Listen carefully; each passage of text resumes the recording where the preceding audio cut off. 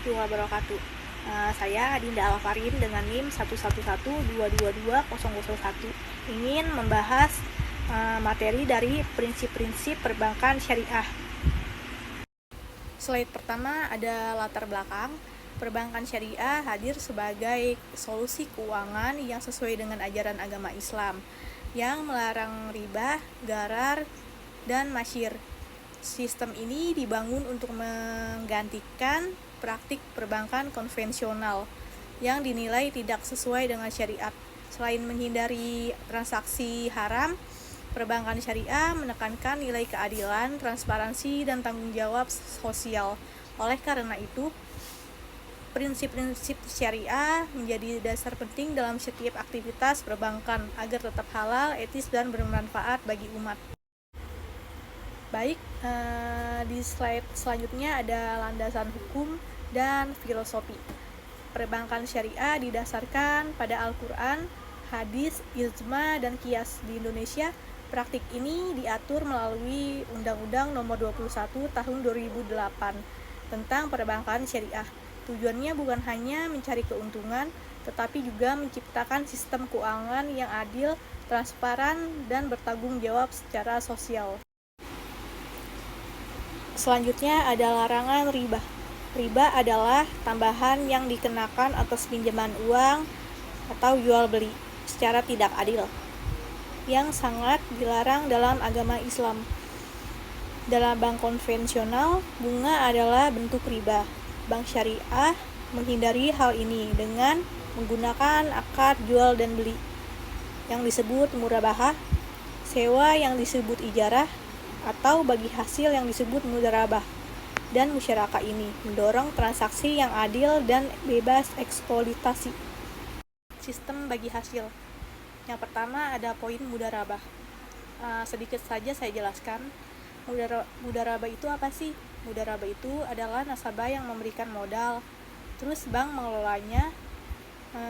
Selanjutnya keuntungannya dibagi sesuai kesepakatan, terus kerugiannya pun ditanggung pemodal, kecuali karena kelalaiannya. Poin kedua ada musyarakah. Apa sih musyarakah itu? Musyarakah itu adalah kedua belah pihak memberikan modal dan terlibat langsung dalam usaha. Keuntungan dibagi proporsional, kerugiannya pun berdasarkan porsi modal. Prinsip ini lebih adil ya, karena risiko dan hasil dibagi bersama. Selanjutnya ada slide larangan gharar dan maisir. Apa sih gharar itu? Gharar adalah ketidakpastian atau akad yang tidak jelas. Di dalam agama Islam dilarang misalnya menjual barang yang tidak diketahui wujud atau hasilnya karena berpotensi merugikan salah satu dari pihak. Poin kedua adalah maisir. Apa sih maisir itu? Maisir itu adalah perjudian atau spekulasi, seperti bermain saham tanpa analisis atau mengambil untung dari risiko tanpa dasar. Islam melarang keduanya karena merugikan sistem ekonomi yang adil. Artinya perjudian dan spekulasi yaitu mendapat keuntungan dari keberuntungan semata tanpa adanya usaha atau nilai real yang diciptakan. Ini juga menciptakan ekonomi yang semu dan tidak produktif. Selanjutnya adalah keadilan dan keseimbangan. Keadilan dalam perbankan bukan hanya soal tidak menipu nasabah, tetapi menyangkut struktur, risiko, dan hasil yang proporsional. Dalam bank konvensional, nasabah kecil sering tidak punya daya tawar. Prinsip syariah mendesak adanya transparansi dan perlakuan yang setara antara pihak kuat atau bank dan pihak lemah atau nasabah, yang sejalan dengan konsep keuangan inklusif. Selanjutnya ada halal dan etis. Prinsip ini menunjukkan bahwa sistem ekonomi syariah tidak netral dalam nilai uang. Uang tidak boleh digunakan untuk hal yang merusak masyarakat ya, karena ini bukan sekedar moralitas agama saja, tapi upaya ini menciptakan sistem ekonomi yang berkelanjutan secara sosial, misalnya tidak membiayai bisnis rokok ataupun alkohol karena berdampak pada kesehatan. Ini selaras juga dengan prinsip ESG atau yang disebut environmental dan sosial dan governance dalam keuangan global pada saat ini. Selanjutnya adalah amanah dan transparansi. Krisis keuangan global seringkali dipicu oleh ketidaktransparan seperti yang terjadi dalam krisis subprime mortgage. Prinsip amanah dan transparansi dalam perbankan syariah bukan hanya sekedar etika pribadi, tetapi mekanisme pencegahan terhadap manipulasi data dan ketidakpercayaan publik. Ini menjadi keunggulan bank syariah dalam membangun loyalitas nasabah.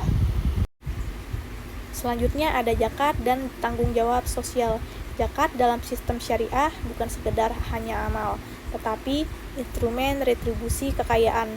Bank syariah tidak hanya bertanggung jawab pada pemegang saham saja, tetapi juga masyarakat luas. Ini menciptakan model bisnis keadilan sosial di tengah meningkatnya kesenjangan ekonomi. Pendekatan ini sangat-sangat relevan. Selanjutnya ada perbedaan bank syariah dan bank konvensional. Perbedaan ini bukan hanya teknis, tapi filosofis. Bank konvensional fokusnya pada profit dan efisien, sementara bank syariah menyeimbangkan antara keuntungan dan keberkahan. Jika bank konvensional menghindari risiko dan bank syariah justru membagikannya bersama nasabah. Ini menciptakan sistem keuangan yang lebih resilient dalam jangka waktu yang panjang. Oke, yang terakhir adalah kesimpulan. Pada kesimpulan materi prinsip-prinsip perbankan syariah ini adalah perbankan syariah bukan hanya solusi bagi umat Islam saja, tetapi bisa menjadi model reformasi keuangan global dengan prinsip anti riba, bagi hasil, keadilan dan tanggung jawab sosial. Sistem ini menjawab kritik terhadap kapitalisme ekstrim yang hanya menguntungkan segelintiran orang saja. Namun tantangan ini adalah sebagaimana prinsip ini diimplementasikan secara konsisten dalam dunia nyata. Demikian penjelasan dalam materi prinsip-prinsip perbankan syariah ini. Mohon maaf jika ada kesalahan dalam penyampaian. Semoga video ini bermanfaat untuk semua orang. Terima kasih. Wabillahi taufiq wal hidayah. Wassalamualaikum warahmatullahi wabarakatuh.